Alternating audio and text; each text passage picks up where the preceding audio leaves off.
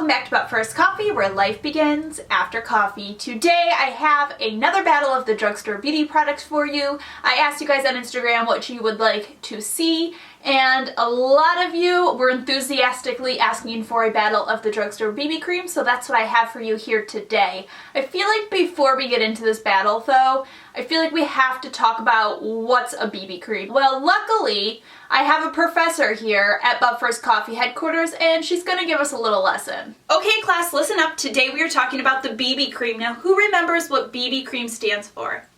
Yes, that is right. BB cream stands for Beauty Balm or Blemish Balm, and it was actually created in Germany by a dermatologist who wanted something that would help protect his patient's skin from SPF and also offer some coverage like a foundation after his patients had gotten laser surgery. Now, the idea of having a single tube that could do multiple things in our skin regimen soon became very popular in Asia, and then it spread all the way around the world. Now, the idea of a BB cream is a single tube that can do multiple things. Most of them will claim to be able to do a laundry list long list of things. Most BB creams in reality can do a couple of things from this list. So in theory, a BB cream is just a product that can do a couple things in your skin and beauty regimen all in a single tube. Now, I hope that you were taking notes because this is going to be on the test.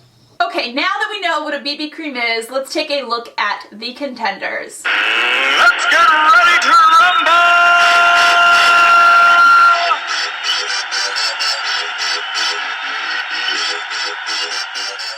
Let's jump into Battle of the Drugstore BB Creams, round 1. Okay, our first contender is the Revlon Photoready BB Cream. This stuff costs $12, and it claims that it is going to hydrate like a moisturizer, smooth like a primer, cover like a foundation, and blur flaws like a concealer, and it's going to protect with SPF 30. Now, when you apply this, it smells and kind of feels like a sunscreen when you're applying it.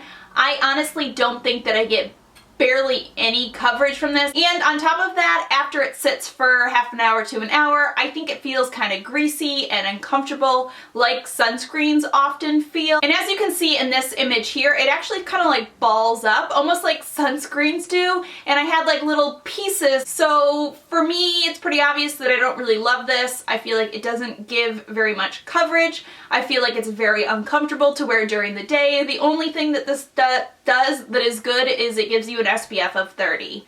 Next up, we have Nyx's BB cream that costs $13. This stuff claims that to be a lightweight miracle worker that hydrates and primes the skin for a look that appears smoother and more radiant. Now, this BB cream had the highest ratings when I was on the Ulta website. It literally had like almost no negative things about it, so I was really excited to try it out. The first time I wore it, I didn't really like it, and then I didn't like it again, and then I kept not liking it, and I couldn't figure out why. As you can see in the images, it does sort of blur my imperfections. It gives that really nice lightweight coverage that you would want from a BB cream. I just felt like every time I looked in the mirror when I was wearing this, that my skin just looked like I couldn't figure out what it was. It wasn't that it looked dry, but it just looked like sad, and I finally figured it out, and you can see it in this swatch here where I have all of the BB cream swatched on my arm, that this is very gray toned, and so what it did is it like made my skin look very sallow. I felt like it just made my skin look so dull. There was no brightening effect to it.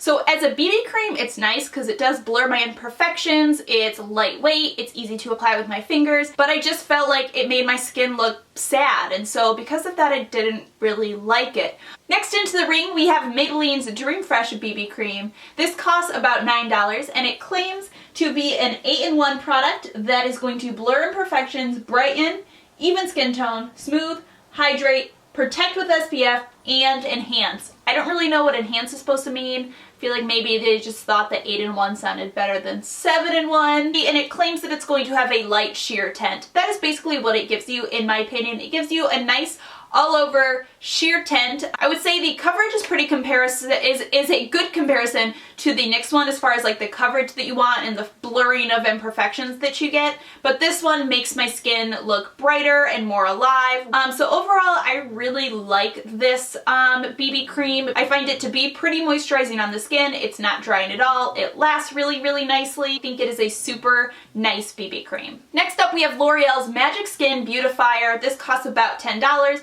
This one says it's going to do 4 things, so it doesn't really claim as many as some of the other BB creams claim that they're going to do. do, which is kind of nice. They're not like saying they're gonna do more than they really do. It says it's going to prime, correct, hydrate, and perfect. So this one is a little bit unique in the sense that the product is actually in this white liquid, which is a moisturizer, and then the color is actually in these little beads. So you don't get any color until you start to like blend it into your skin, and then the beads sort of like open up and it becomes a pigmented color. It is sort of more of a matte finish in my opinion. I don't think it feels drying on the skin, although if you are somebody who has dry skin or dry patches, you do have to worry about that a little bit. Overall, I think this is a nice BB cream in the sense that it really does what it says it's going to do. If you have oilier skin, you might enjoy quite a bit because it does have that more matte finish. Last into the ring, we have Rimmel's Matte BB Cream. This costs about $7, so I believe it is the cheapest one out of all of these BB creams, and it claims that it is going to offer an SPF of 25 while being a one-step that replaces a 9-part regimen. So this says it's going to prime, moisturizer, pore minimize, conceal, cover, smooth, brighten, and protect. Again, with the BB creams, that's a lot of claims for one little tube, unlike the L'Oreal one where I feel like they just kept it real and they were like, we're gonna do 4 things. So this BB cream definitely offers the most coverage out of all of these. I would say it is a light to medium coverage. It is the only one that I found to be buildable. It almost feels like a foundation when you're applying it. Honestly, the other ones, because they're so lightweight, you can definitely apply them with your fingers. This one I feel like it's a lot better to apply it with a beauty blender or some type of brush because it's not necessarily thick, it's very liquidy, but it's so pigmented and it gives so much coverage. I just feel a lot more comfortable applying this like a foundation. When it finishes, it has a matte finish. It's not a drying matte finish. Honestly, I've been really enjoying this a lot, but I've been using it more like a foundation. One other thing I have to tell you about this is this stuff is crazy long lasting. Usually whenever I do these battles, I put all those swatches on my arm, and then I wear them on my arm. I'll like cook dinner, I'll do dishes, and then I get into the shower and I shower with these swatches on my arm because I want to see how they react like in the water with the steam. This swatch like did not budge, and then I even like kind of like put my hands over the swatches. Nope, it didn't move. I know I'm gonna love it in the summer because I feel like this is definitely going to be heat proof and sweat proof after seeing how it held up in the shower. So that is the final BB cream. Now let's talk about winners. Let's just do the power of elimination. Obviously the Revlon one was not my favorite. It is not the winner. Next one to go was the NYX. I would say the next one to go would have to be the L'Oreal one. So that comes down to the Rimmel one and the Maybelline one. Honestly, if I just had to pick like one that I liked the most as far as just like using it, I really like this Rimmel one a lot. I like the way that it makes my skin look. I love the matte finish. I think that it's beautiful. I love that it's a matte finish without making my skin look dry.